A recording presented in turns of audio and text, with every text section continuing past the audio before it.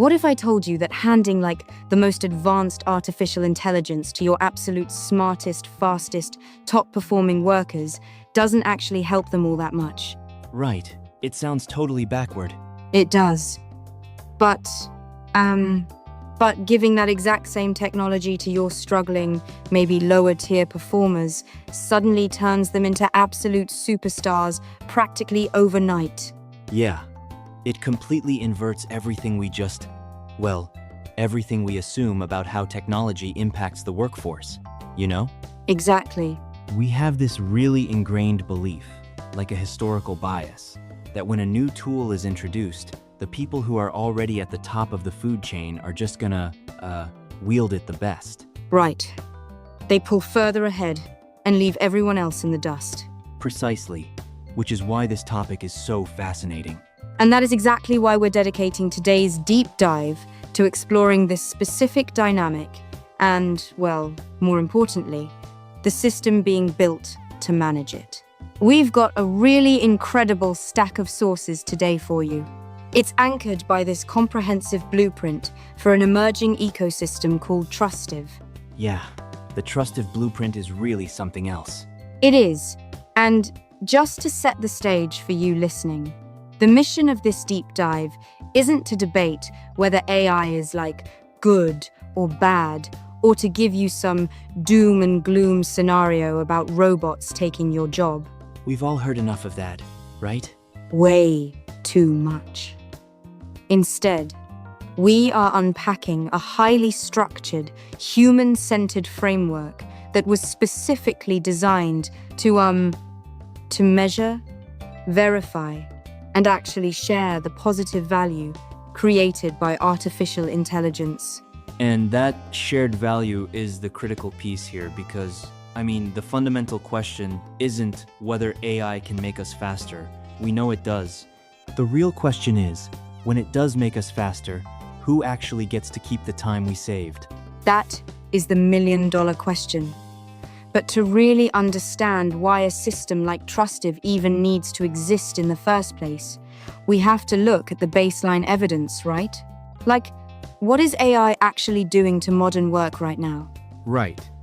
Before we can even talk about distributing the gains, we have to prove those gains are real. We can't just rely on, software companies selling us snake oil. Exactly. We need hard data.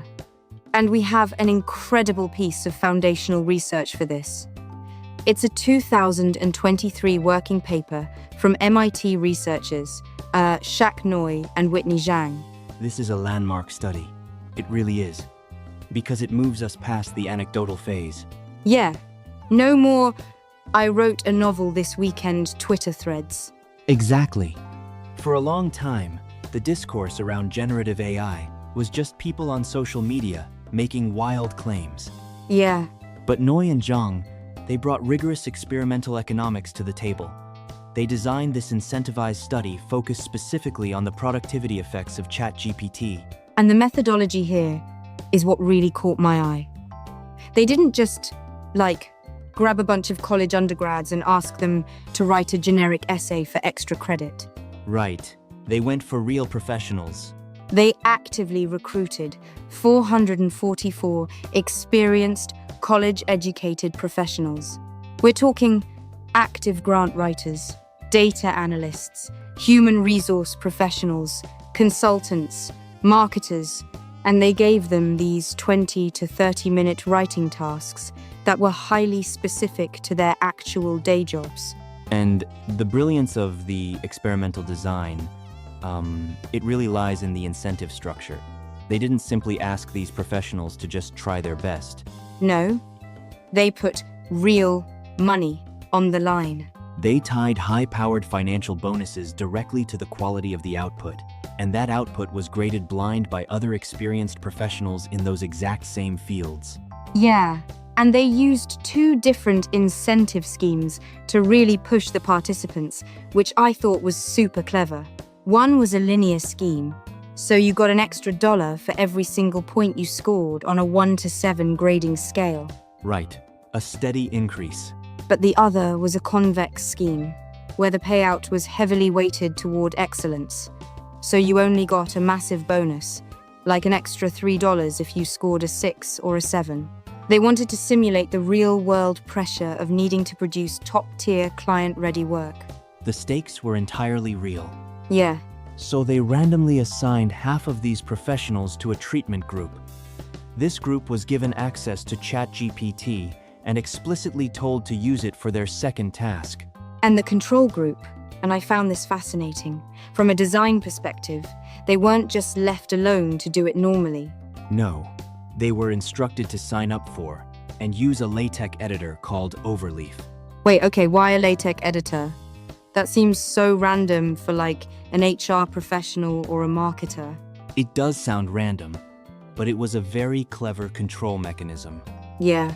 The researchers needed to isolate the specific impact of the AI independent of the general friction of simply learning a new piece of software. Oh, I see. Yeah. So by forcing the control group to use a new, somewhat clunky digital tool, they ensured that both groups experienced the cognitive load of interacting with an unfamiliar interface. That's brilliant. Right. Any productivity gains in the treatment group could then be confidently attributed to the intelligence of the AI, not just the novelty of being in a new digital environment. That is so rigorous. Okay, so let's look at the actual results. For the treatment group, using ChatGPT, the time taken to complete these occupation-specific tasks dropped by a staggering 37%. To put that in absolute terms, it was a drop of about 10 minutes on average. They're taking a 27-minute task down to 17 minutes. But the quality didn't suffer. I mean, usually when you rush, things get sloppy. But it went the other way. The output quality actually rose by 45 standard deviations. They got significantly faster, and the end product was objectively better, as graded by their blind peers. It's incredible. But I want to linger on how the actual day-to-day mechanics of the work changed, because I think there's this huge misconception out there that you just push a button, and the AI does the entire job for you, start to finish. That misconception is exactly what this study dismantles. If we look closely at task restructuring, the researchers documented a massive behavioral shift in how these professionals allocated their cognitive energy. So what did they actually change? Well, before the AI treatment, these workers spent roughly 25% of their time brainstorming, 50% of their time writing a rough draft, and the remaining 25% editing and polishing.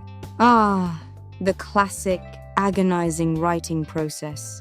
Just staring at a blank page, forcing the words out. Precisely. The heavy lifting of initial creation. But post-treatment, with access to ChatGPT, the share of time spent writing that initial rough draft fell by more than half. Wow. Yeah. Meanwhile, the proportion of time spent editing and refining the text more than doubled. That's a huge shift. It is. The AI didn't completely replace the human worker. Rather, it substituted for the specific grueling effort of rough drafting. It effectively transformed these professionals from slow, methodical drafters into highly efficient, high-level editors. And the numbers back that up beautifully. The study noted that 68% of the treated participants submitted the initial AI output without doing heavy structural manual rewriting. But in another phase of the study, where they allowed participants to edit their own previous work, they found that 25% used the AI strictly as an editing assistant, and 23% used it to completely replace their own drafts. It just completely rewired their workflow. It really did. But here is the part of the study that I find the most profound. Going back to what we said at the very beginning about inequality. Right. Because it challenges a very deeply held economic concept known as skill-biased technological change. Right. Historically, major technological leaps, whether it was the introduction of personal computers or the internet, they tend to disproportionately benefit workers who are already highly skilled. Yeah. The technology acts as a multiplier for existing talent. Exactly. Yeah. Which usually results in a widening of the inequality gap in the labor market. The rich get richer, the highly skilled get even more productive, and the entry-level folks just get left behind. But Noy and Zhang found the exact opposite effect with generative AI. Inequality between the workers in the study actually decreased. Generative AI essentially compressed the productivity distribution.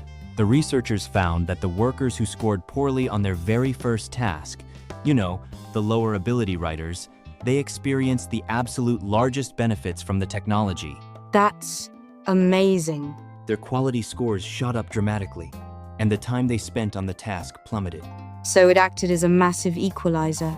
The high-ability workers, the ones who were already naturally scoring 6s and 7s on that grading scale, they maintained their high quality, but they really only saw a speed increase. Right, they just got faster.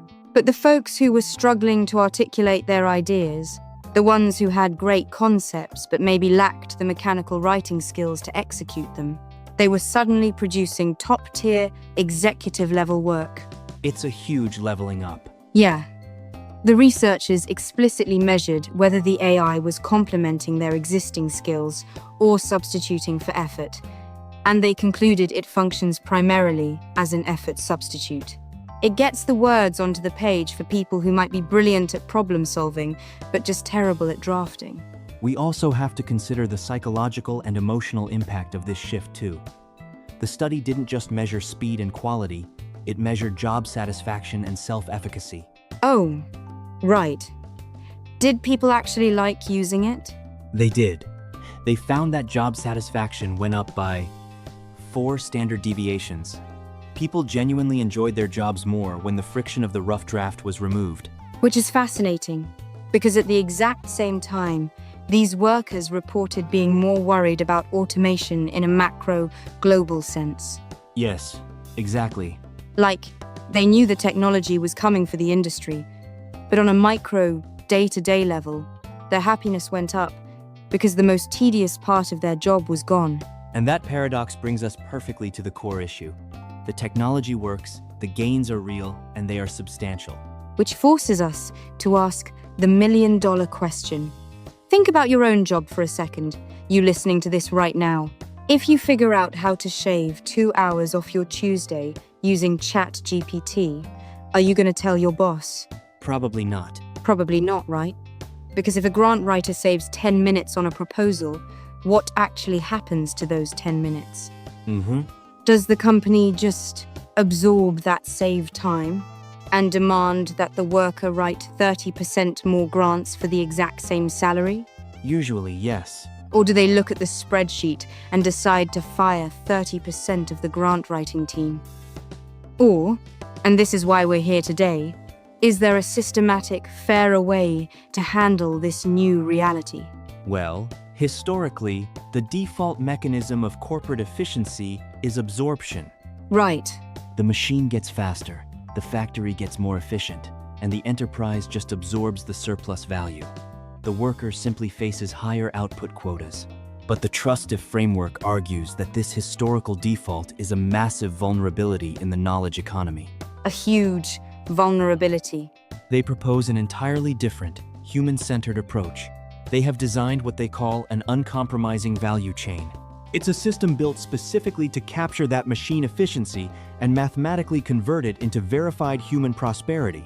Okay, let's break down this Trustive value chain because it is the engine of everything we are discussing today. According to the blueprint, it's a 5-step journey, and it is incredibly rigid by design. It has to be rigid. The 5 steps are measure, verify, allocate, protect, and certify. Interesting. This is designed as a sequence of independent controls.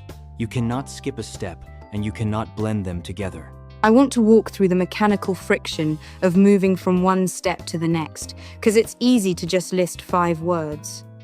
Let's start with step 1. Measure. What does that actually look like in practice? Measurement in the Trustive ecosystem requires establishing a locked, verifiable baseline of what the work looked like before the AI was introduced. You can't just estimate. No guessing. Right. No guessing. You have to capture the pre-AI effort, introduce the AI, capture the post-AI effort, and then calculate the savings. But crucially, it's not just raw time saved. It is quality-adjusted savings, which are then categorized using strict confidence tiers. Quality adjusted. Okay, I want to put a pin in that, because we are going to dive deep into how they measure quality later. So you measure the time saved, adjust it for quality. Then we move to step 2, verify. Verify is the firewall against corporate self-deception. I love that phrase. It's true. This cannot be an internal pat on the back, where a middle manager tells the VP that the project was a success. Verification requires an independent, blind-assigned review of the data to ensure the measurement was mathematically sound and real. So an outside auditor has to stamp it. Okay, got it. Step 3, allocate.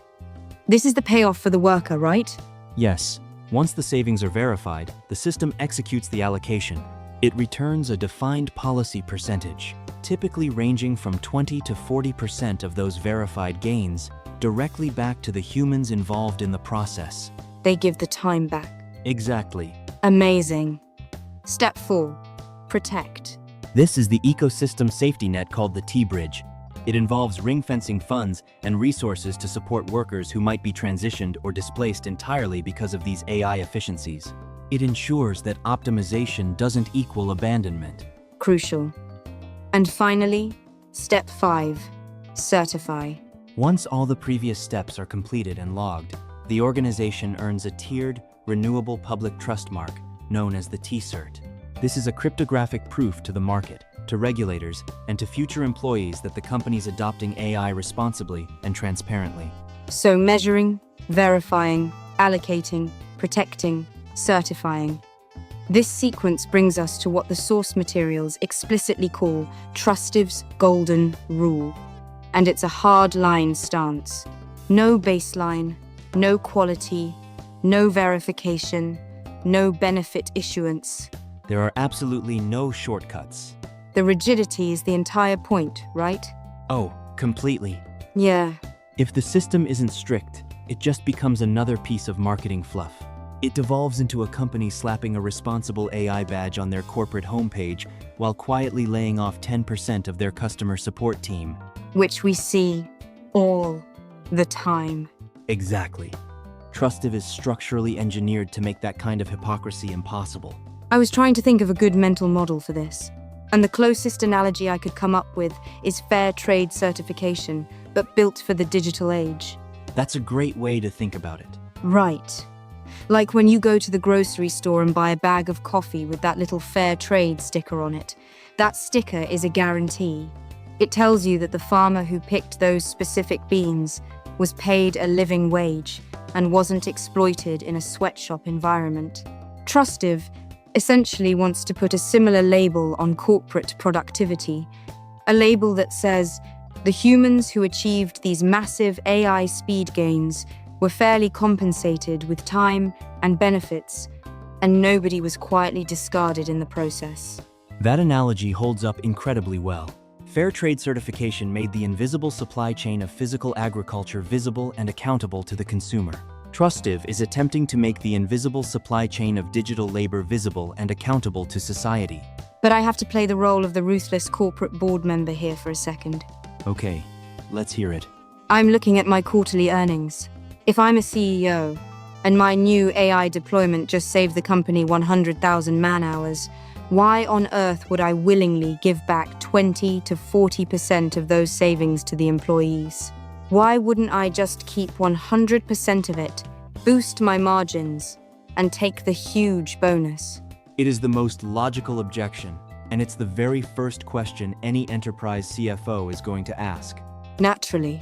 But if we expand our view to the bigger picture of enterprise risk over the next decade, keeping 100% of the gains often backfires spectacularly.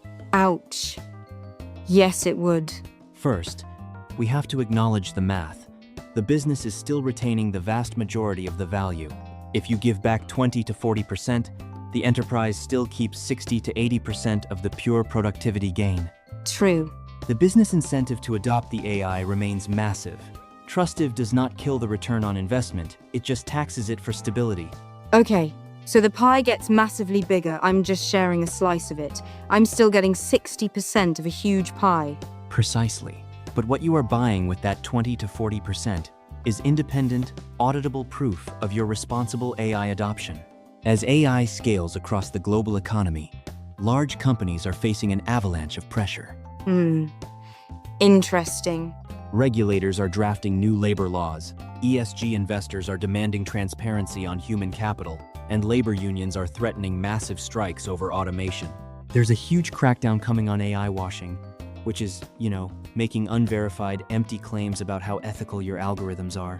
That makes total sense, because if you claim in your annual report that you are using AI responsibly to empower workers, a government regulator or a union rep is eventually going to knock on your door and say, "Prove it. Show me the receipts." And without Trustive, you can't prove it, you just have a PR statement. Trustive gives you mathematical, cryptographically verified proof. The T-Cert becomes crucial for enterprise procurement, like winning government contracts that mandate ethical supply chains. Oh, that's a huge financial incentive. Huge. It's crucial for maintaining public trust, and internally, it is the ultimate tool for employee retention and change management. Change management is a massive point, because right now, the natural incentive for any worker is to hide the AI. Exactly.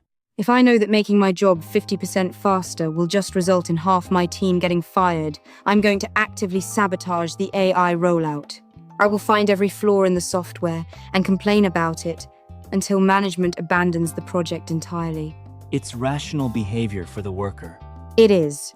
But if I know that proving the AI works will result in me getting every Friday afternoon off, I am going to hunt for efficiencies like my life depends on it. You perfectly align the incentives. You turn your entire workforce into an army of optimization engineers because their personal well-being is mathematically tethered to the company's efficiency gains. Okay, let's dive much deeper into the actual mechanics of how this works, starting with step 1, measurement and the quality chain, because anyone who has ever worked in a corporate office knows that self-reported speed is an absolute joke. Oh, completely unreliable. Right. If I ask a team how long a task takes, they will either guess wildly or they will unofficially inflate the time to make themselves look like they are working way harder than they actually are. Self-reporting is fundamentally broken, and it is entirely insufficient for a financial or audit-grade system. You cannot base a global trust ecosystem on an employee filling out a survey on a Friday afternoon. Yeah, that won't hold up in an audit. No. Furthermore, speed without quality is dangerous.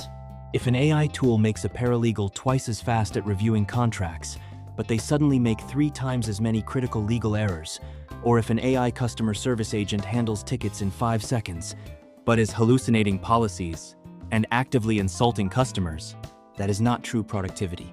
That is just doing bad work faster. Exactly, which actually destroys corporate value.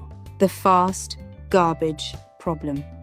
So, how does Trustive mathematically solve for self-reporting and fast garbage? Trustive removes the human from the measurement layer almost entirely.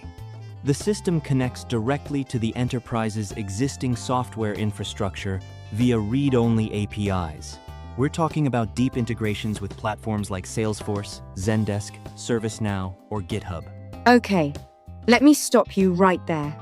Because whenever I hear API integration pulling employee data, alarm bells go off regarding privacy. Is Trustive reading my emails or looking at the actual text of my customer support chats?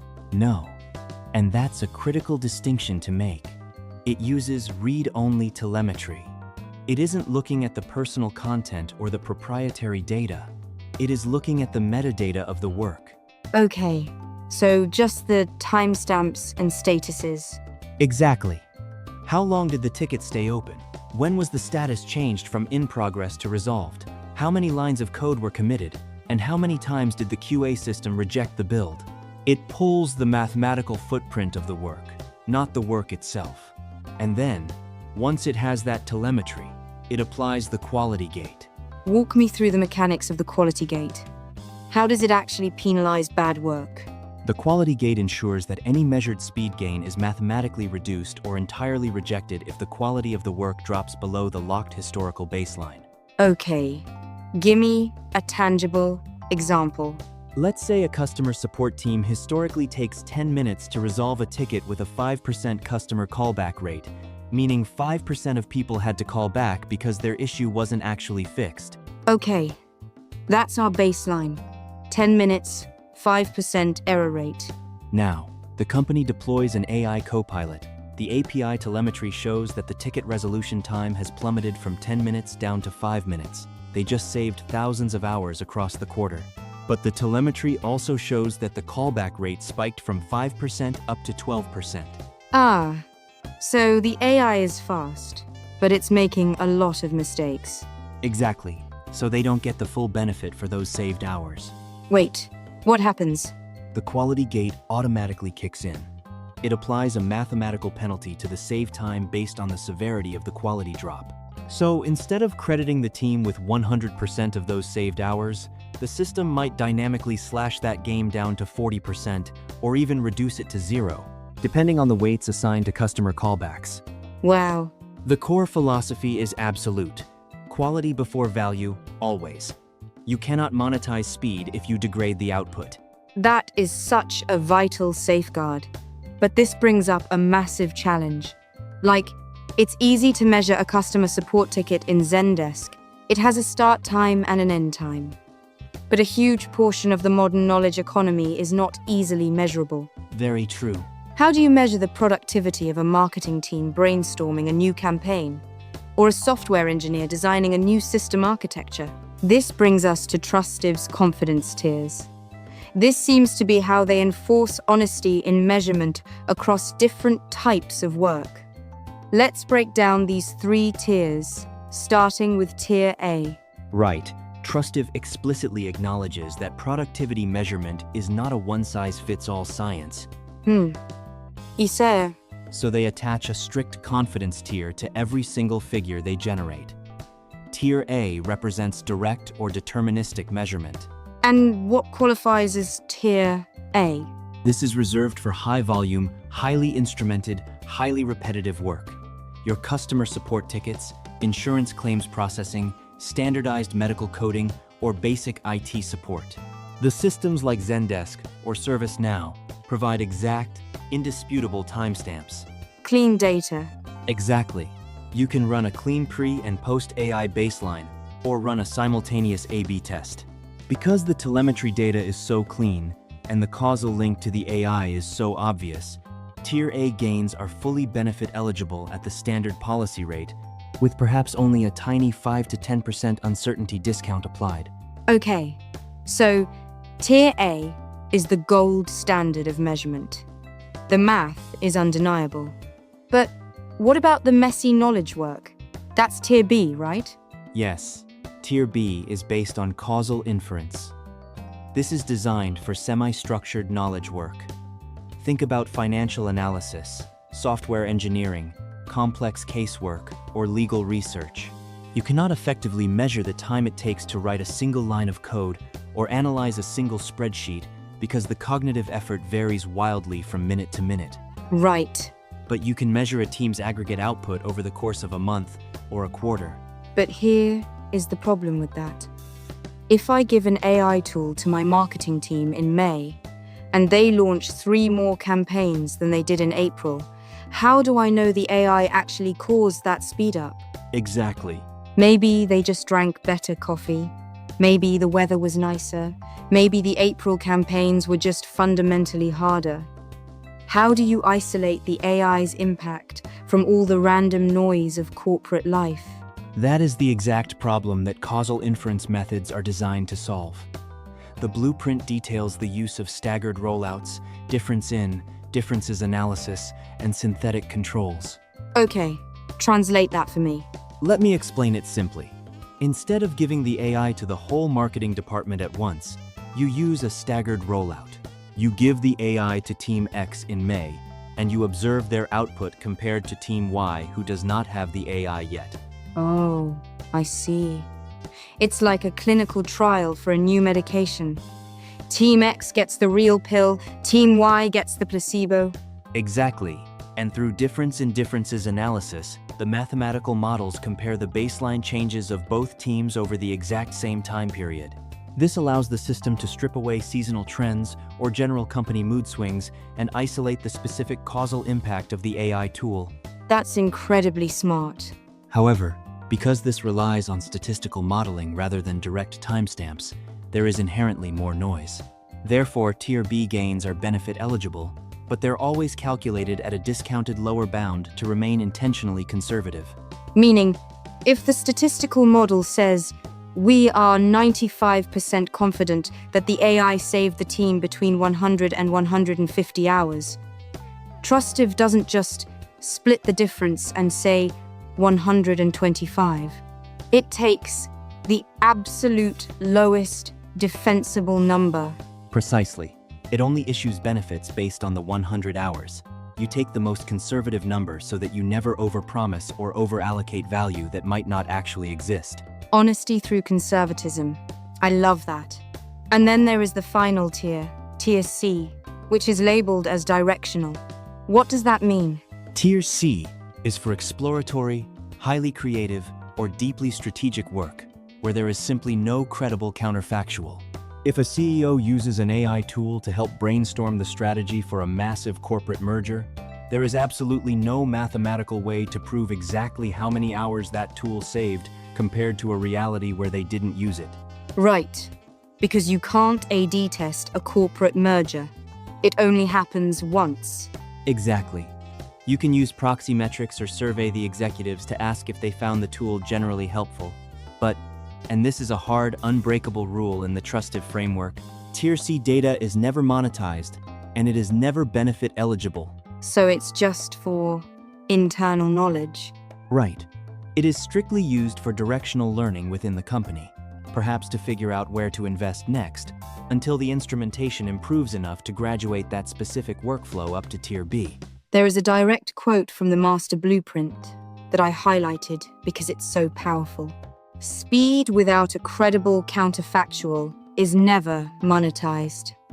That is incredibly refreshing in a tech industry that usually runs on inflated promises.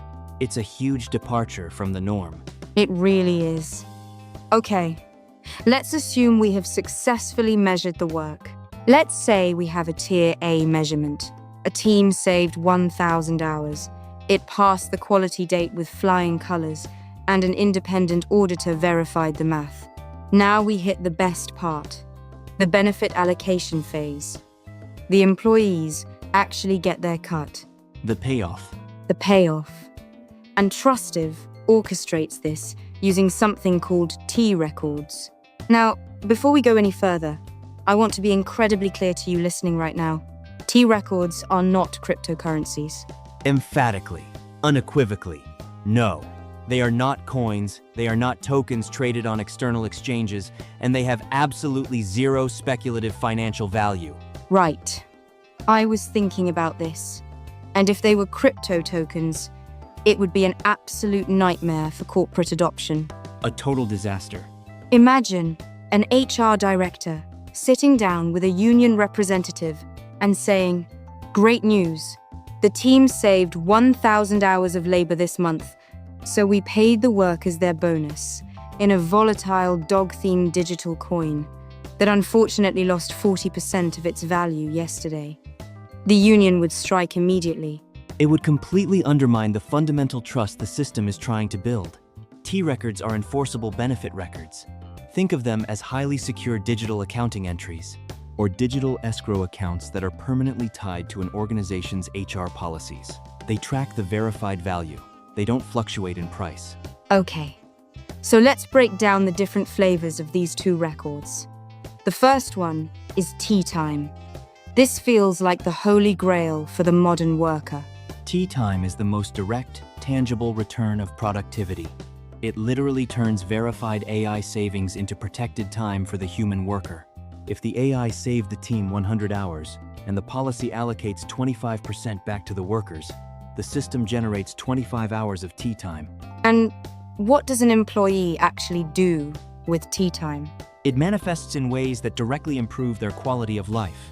It could translate to shorter working hours on a Friday, extra paid time off added to their balance, or protected focus blocks during the week where the calendar system physically prevents management from scheduling any meetings. That sounds amazing. You save the company time by being efficient. You get a percentage of your actual life back. It is the dream.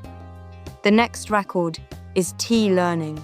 T-learning converts that saved corporate value into dedicated funds and protected time specifically for reskilling and professional development. This is acknowledging the reality of the AI transition. Which is that jobs are changing. Right. If an AI agent is slowly automating the lower-level parts of your job, the most ethically responsible thing an employer can do is provide you with the resources to learn higher-level, more complex skills so you remain valuable to the organization. So, instead of firing you because the AI does the data entry, they use the savings from the data entry to pay for you to learn data science. That's a great reinvestment. And finally, there is T-Social. I found this one really unique, almost philosophical. T-Social allows workers to dedicate a portion of their verified AI time savings toward community contribution. It empowers employees to use that verified time for approved volunteering or community work, and they remain fully paid by the corporate efficiency gains. That's a beautiful concept. It creates a direct, undeniable link between machine productivity and societal good. It means that when a corporation gets more efficient, the local community actually feels the benefit through increased volunteer hours. I love that. But we have to talk about the elephant in the room. We've been talking about scenarios where AI saves someone an hour or two a day. What happens when the AI doesn't just save 10 minutes a day, but fundamentally automates a person's entire job function? Yeah, the hard truth of automation. Right, because we can't just give someone a tea time balance if they don't have a job to go back to tomorrow. And this is exactly where the Trustive framework shows its teeth. It refuses to ignore the harsh realities of technological disruption. They have built a mechanism called the T-Bridge. It serves as the ultimate safety net of the entire ecosystem. How does the T-Bridge actually function mechanically? Let's say an organization uses the Trustive ecosystem to measure a massive AI rollout in their data processing department. The API measures huge Tier A gains, but as a direct result of those efficiencies, the company realizes they need 30% fewer data processors. They're going to displace those roles. Okay, a mass layoff scenario. The T-Bridge mechanism requires the company to mathematically calculate the value of those displacements and ring-fence transition funding from the overall AI savings. So they take a chunk of the money the AI just saved them and put it in a locked box for the people losing their jobs. Exactly.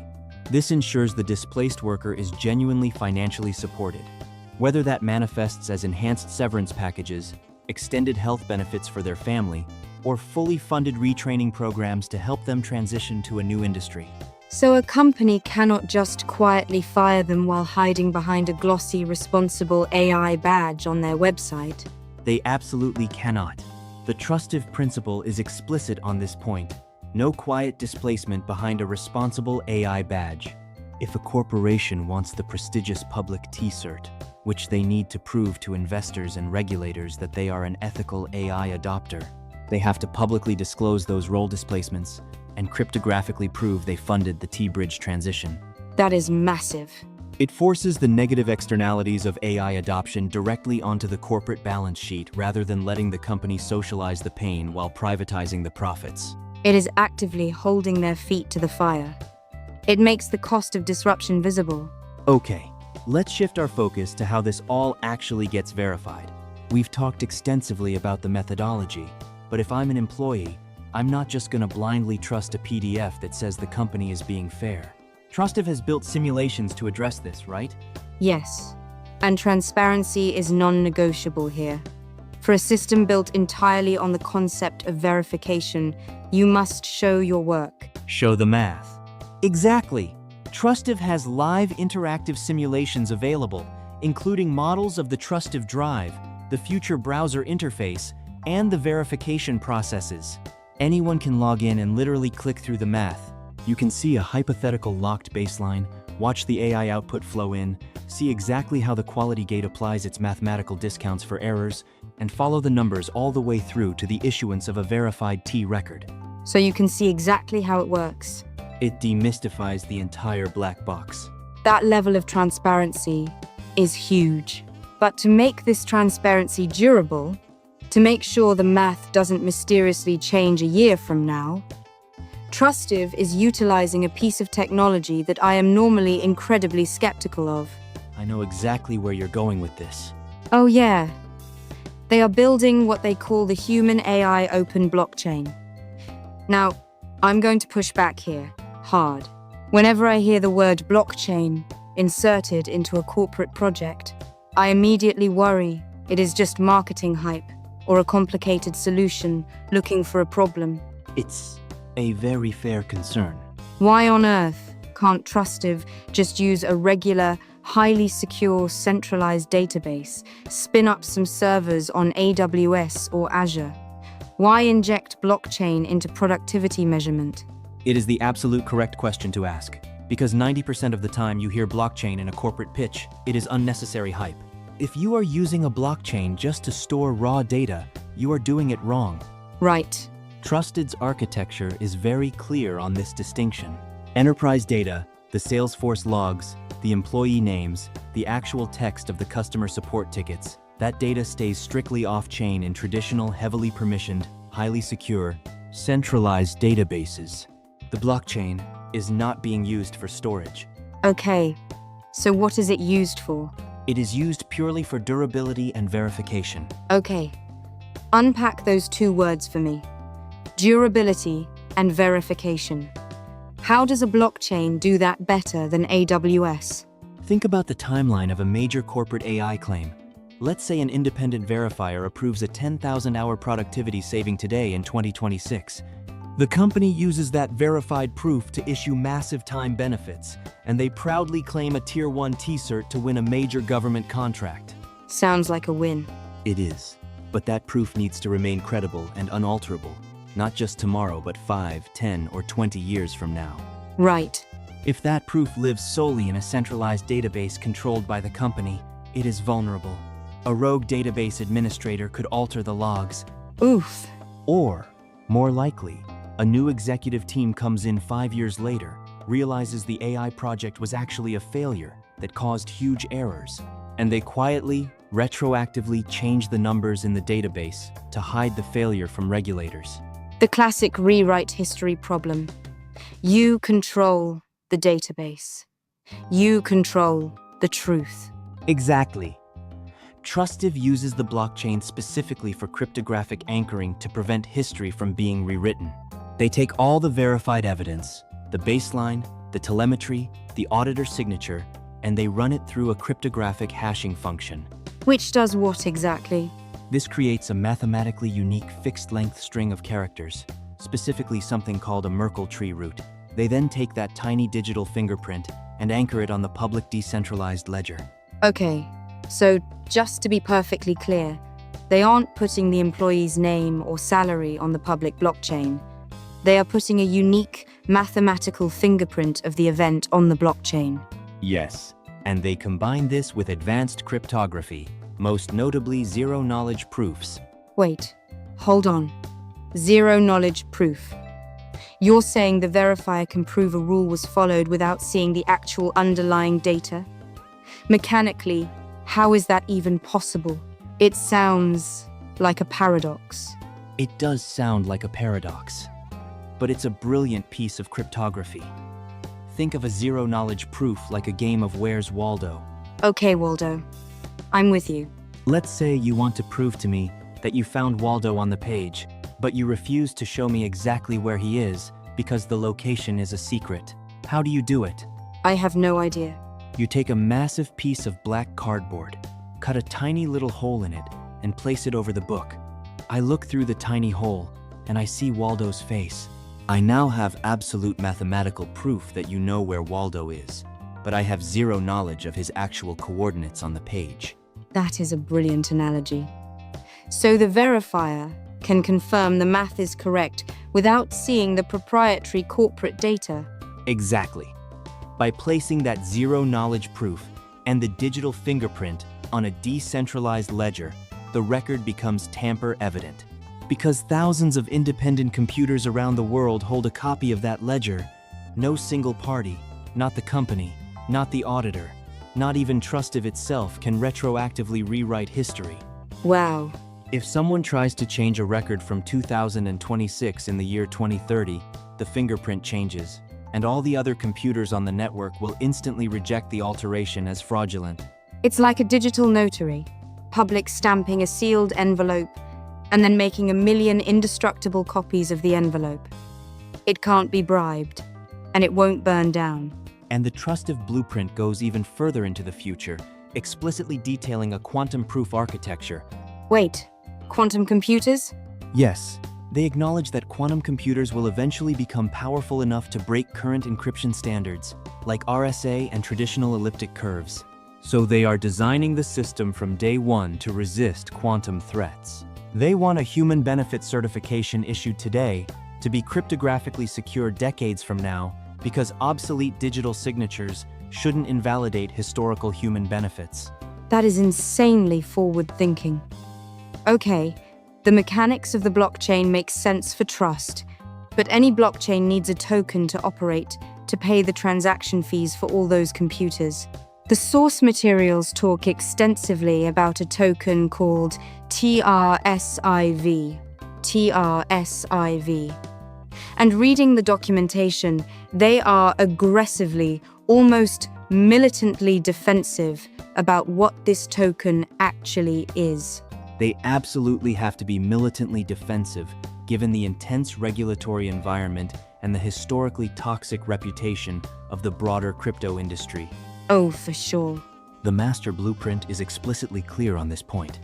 TRSIV is a native utility asset. It is the engine oil of the ecosystem. It coordinates network usage. It pays the transaction fees to anchor the data. It pays the verifiers who do the independent auditing. It manages protocol governance, and it funds developer services. So if I'm listening to this, I shouldn't go try to buy TRSIV thinking I'm going to get rich. It's not an investment. The internal documents literally contain a strict marketing redline section for their own team. There could be no guaranteed return language, no price predictions, no artificial urgency, and no buy now and profit later positioning. They really draw a hard line. They do. They explicitly and repeatedly state that it's not equity, it grants absolutely no claim on the company's operating profits, and there are zero promises of price appreciation. If an enterprise buys TRSIV, they are buying utility bandwidth and participation rights in the network, full stop. It's like a company buying AWS credits or prepaying for API keys. You buy them because you need to use the system to run your business, not to lock them in a vault hoping they double in price by next Tuesday. Precisely. And this extreme discipline is a matter of survival. Trustive is trying to sell this ecosystem to the massive compliance and legal departments of Fortune 500 enterprises. And they hate risk. Exactly. If TRSIV looked even slightly like an unregistered financial security or a speculative meme coin, those enterprise deals would be dead on arrival. Chief Information Security Officers don't buy speculative tokens, they buy secure utility infrastructure. Which brings us to the expansion of this infrastructure. Because Trustive isn't just offering a measurement API, they are building out a whole suite of tools to support this ecosystem. The blueprint outlines the Trustive Drive and the Trustive Browser. What exactly are these components? Trustive Drives is the foundational document and evidence layer. As we discussed during the 5-step process, you have to securely store the locked baselines, the methodological charters, the raw data samples, and the verifier sign-offs. Right. Drive is a highly permissioned, version-controlled repository specifically built for organizations to store this ISO-compliant assurance work securely. So it's essentially a highly secure, audit-ready Dropbox designed specifically for all your AI productivity proofs, and the browser? Browser is planned as a future unified interface. Right now, enterprise software is totally fragmented. Instead of forcing a worker to juggle a dozen different dashboards to see their data, the browser will act as a single safe window for interacting with the entire Trustive ecosystem. What would they actually do in it?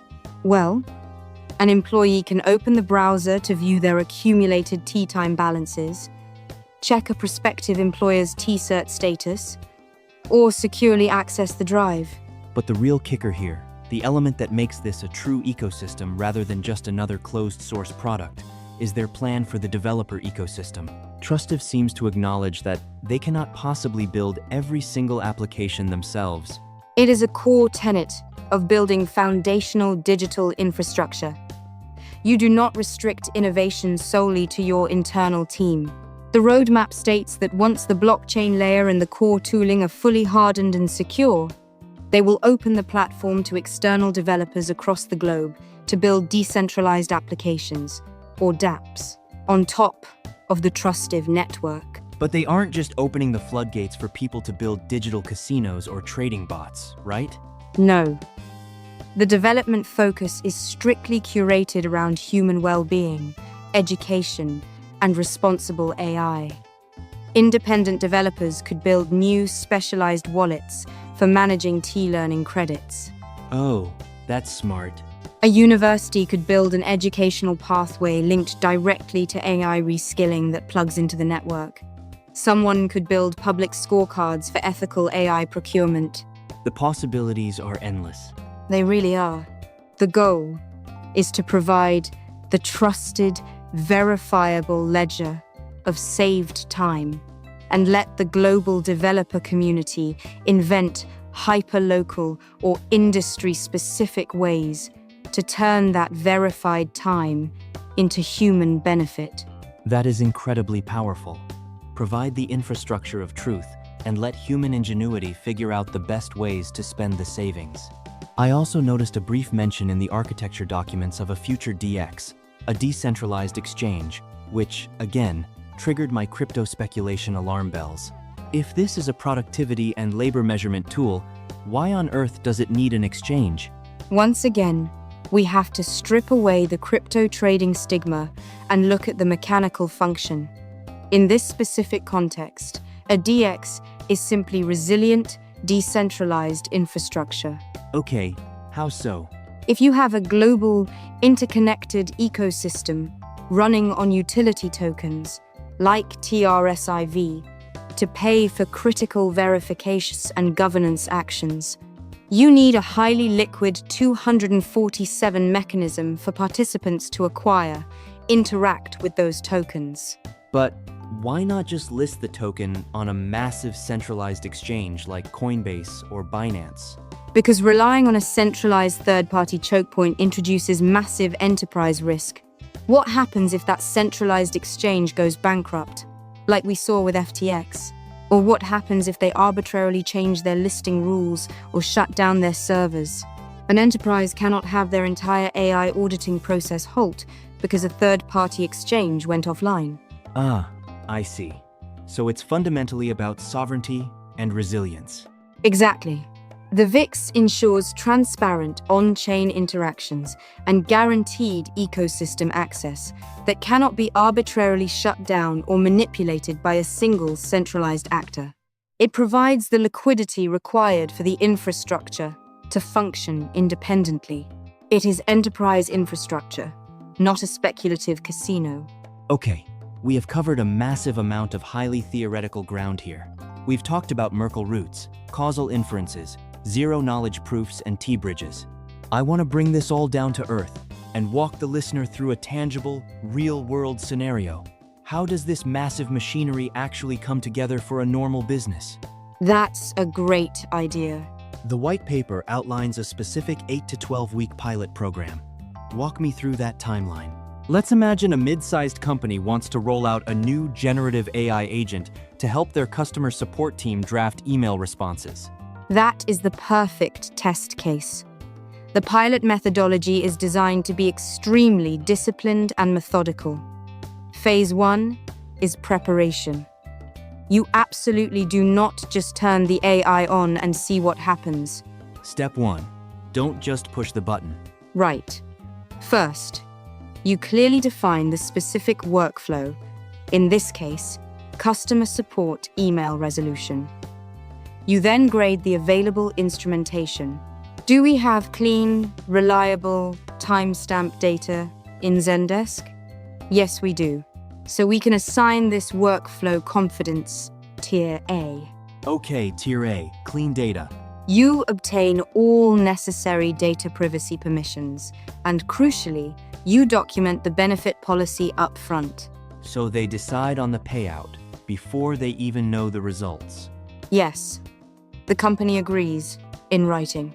If this AI saves time, 25% of that verified time will be converted into tea time for the support agents. And in exchange, we want a Tier 1 T-Cert for our ESG report.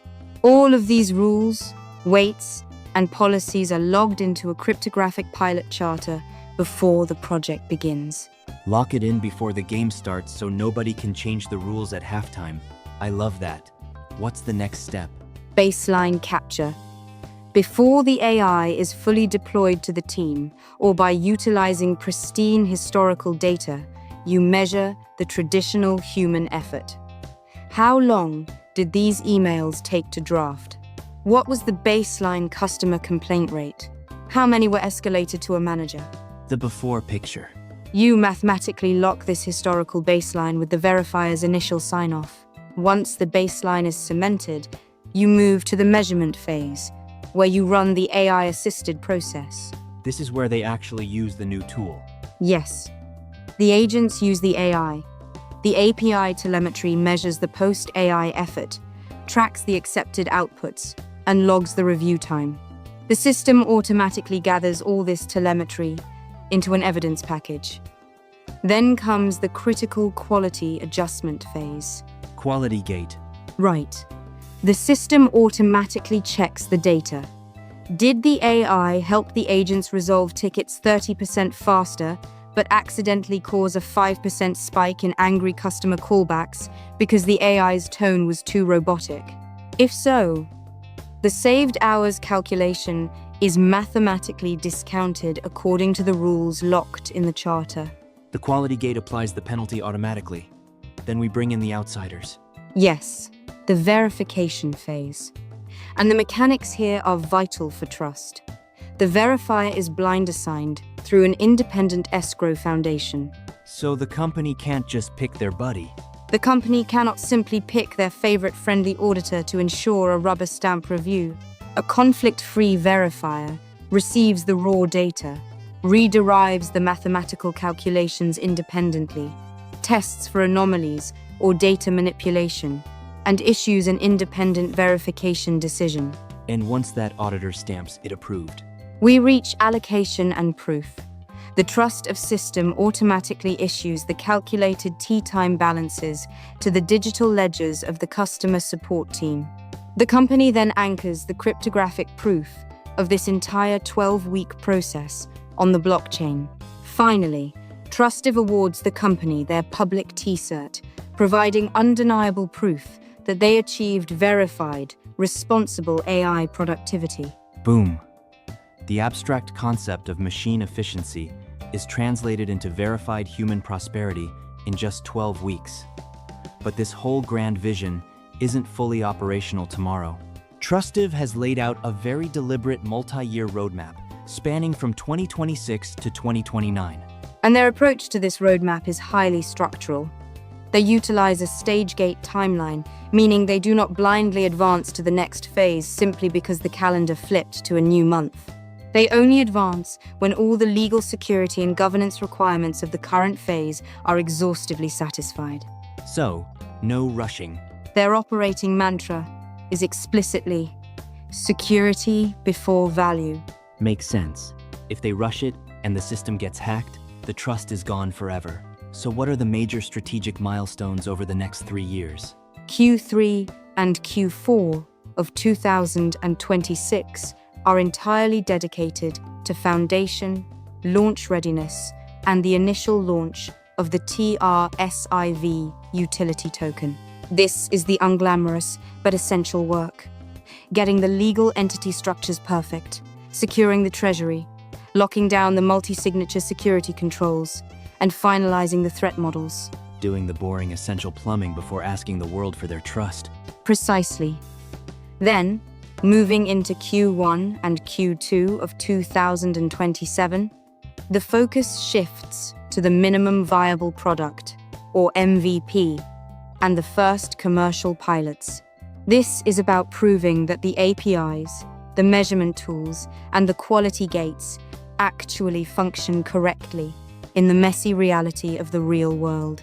Notice that Q3 and Q4 of 2027 is when they finally prototype the human AI blockchain. That is fascinating. They don't even touch the decentralized blockchain component until they have spent over a year proving that the core measurement software works in a centralized pilot. Exactly. That is a radically conservative product-first approach compared to most tech startups that launch a token on day one. It is the only way to build institutional trust. 2028 is then dedicated to scaling, building out the Trustive Drive, launching the unified browser, and releasing the native utility SDK for developers to start experimenting. And then what? And finally, late 2028 into 2029 is when they throw the doors open to the public developer ecosystem. It is a deliberate 3-year strategic march to reach the open ecosystem.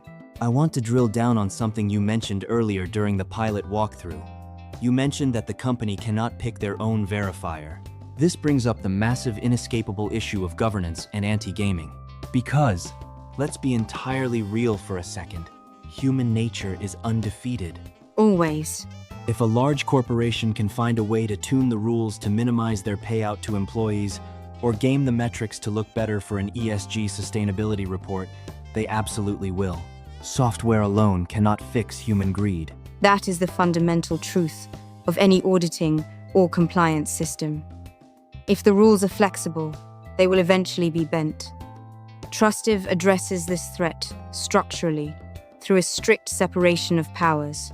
First, the quality factor weights. For example, how much a specific data error penalizes the speed gain, are not negotiated by the company. If the company doesn't set the penalty, who does? A neutral, independent methodology committee. They maintain and publish default indicator weights per sector, and as we discussed in the pilot scenario, those specific weights are cryptographically locked into the charter before any measurement telemetry is even collected. You cannot tune the rules to match a desired outcome, because you don't know the outcome yet. And what about the verifiers themselves? How do you prevent bribery or collusion? Trustive maintains a strict legal and operational separation of powers. The operating company that builds and sells the software is legally and financially walled off from the foundation that handles the verification, escrow, and assignment. Oh, that's smart. The body that assures the data cannot be directed by the body that sells the software. Furthermore, verifiers are blind assigned from a global pool, rigorously screened for conflicts of interest, and rotated regularly to prevent cozy relationships from forming. it's a defense-in-depth strategy. No single control is sufficient on its own. To successfully game the system, a malicious actor would have to spoof the API instrumentation, defeat the mathematical quality gate, compromise the neutral methodology committee, A and D collude with a blind assigned verifier, all at exactly the same time. It's basically impossible. And if you somehow manage all that and eventually get caught, the revocation of your T-Cert is written permanently to the tamper-evident public log for everyone to see. The risk-adjusted payoff for cheating is just terrible. Exactly. You mathematically design the system so that rigorous honesty is the most profitable and least risky path. And to build a system this paranoid and this robust, you need a very specific type of team. The source materials list the founding bench. And as you noted earlier, these are not anonymous internet personas hiding behind cartoon avatars. Right. You look at the team assembled here, and it's over 150 years of highly specific combined experience. We're talking about veterans who built smart city infrastructure in places like Dubai and Riyadh, top-tier experts in enterprise cybersecurity and ethical hacking, leaders in public sector governance, economists, and employment law specialists. They even have explicit internal rules stating that anonymous expertise is treated as a temporary state that must be resolved. Real names, real professional reputations on the line. Because they fundamentally understand that institutional trust requires institutional credibility. An enterprise chief information officer at a Fortune 500 company is not going to hand over their highly sensitive Zendesk telemetry to a team of anonymous developers with laser eyes in their Twitter profiles. Definitely not. They need to see PhDs, security clearances, and veterans of massive digital transformations. Okay, as we start to bring this deep dive to a close, let's step back and look at the absolute big picture. Why does all of this complex architecture actually matter to the different stakeholders involved? If I'm a regular employee sitting in a cubicle or working from my living room, why should I care about Trustive? Because for the first time in the history of the knowledge economy, you would have a systemic mathematical guarantee that if you use a new technology to make your company more profitable, you will get a tangible, verified cut of that value. A real cut. Yes. It's not an empty promise of an Employee of the Month plaque or a pizza party. It is actual contractual tea time, learning funds, and safety nets. You are no longer just being squeezed for more output until your role is eventually automated away. You become a beneficiary of the optimization. And for the employers, they are giving up 20 to 40% of the gains. What is their ultimate win that makes this worthwhile? Indisputable institutional credibility. They receive a certified T-Cert that proves to their ESG investors, to aggressive government regulators, and to the top-tier talent they are trying to hire that they are genuinely responsible corporate citizens. That's a huge competitive advantage. In a world where every single company on Earth is claiming to be ethical, verified cryptographic proof is a massive advantage. It helps prevent labor strikes. It easily satisfies incoming compliance mandates. And perhaps most importantly, it builds a corporate culture where employees actually want to find and implement AI efficiencies. And what about the impact on society as a whole? Society gets a framework where the unprecedented wealth generated by the AI revolution is distributed far more inclusively. The abstract concept of corporate efficiency is literally mechanically transformed into local community volunteering, continued human education, and broad economic stability. Which brings us to the emotional and philosophical core of this entire deep dive. Because reading through these documents, especially the marketing campaign briefs, they call it the human trust movement. Utilizing the hashtag number proof of human, Trustive is aggressively positioning itself as far more than just a software dashboard, a productivity calculator, or a clever blockchain architecture. It is fundamentally a social movement. The internal documents state that the entire Trustive ecosystem is built around one simple, unwavering belief. Artificial intelligence should give people more time, more opportunity, and more confidence in the future. It should not make them feel replaceable or obsolete. Yes, there is a line that summarizes it perfectly. The value created by AI shouldn't make people invisible. It should make human life better because AI is undeniably incredible at optimizing a process. It can draft a flawless grant proposal in 10 seconds. It can triage 1,000 IT tickets in a minute. It can write code while we sleep. But AI cannot and will never decide what that progress is actually for. Exactly. Qualities like nuanced ethical judgment, deep human empathy, contextual care for a customer's unique situation, relationship building, and the fundamental human drive for meaning-making, these things cannot be automated by a language model. Technology will inevitably shape the systems of tomorrow, but human beings must remain at the absolute center of why those systems exist in the first place. Which brings us right back to where we started. that ingrained historical bias that the machine will inevitably absorb the human. The modern landscape of AI work is incredibly complex. Trustive is attempting to build a completely new kind of machine, one that doesn't just measure the cold binary output of a digital agent, but meticulously measures the human impact. It's a system designed to ensure that the master productivity generated by this incredible new technology doesn't just dissipate entirely into corporate profit margins, but is intentionally captured, quantified, and directed back to the people who keep the whole thing running. It is a profound mechanism for ensuring that as we move deeper into the 21st century, the most valuable and protected asset on the internet remains our humanity.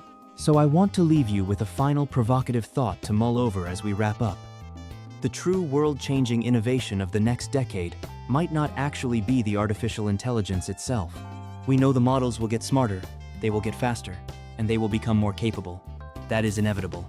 But perhaps the most vital invention of our era won't be a new neural network or a faster microchip, but the social and economic infrastructure we actively choose to build around it. If Trustive's vision holds true, we have a tangible choice in how we structure the future of work. So what role will you play in shaping a future where technology serves humanity rather than the other way around? It is a question every single one of us needs to answer much sooner, rather than later. Thanks for joining us on this deep dive.